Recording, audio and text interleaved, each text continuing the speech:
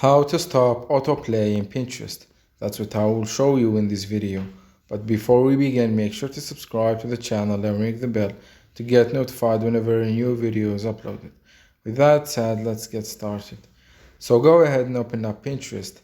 And once you do that, click on the profile picture at the bottom right of the screen, and then click on the three dots at the top right corner of your screen. And from the given menu list, click on Settings.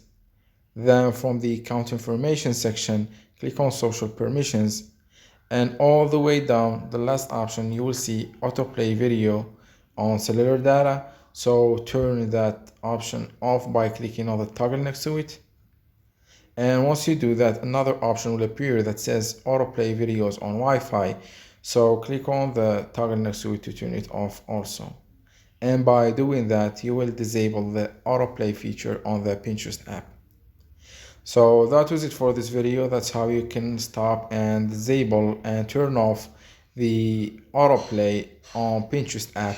If you have any questions, please leave them in the comment section down below. With that said, see you in the next video.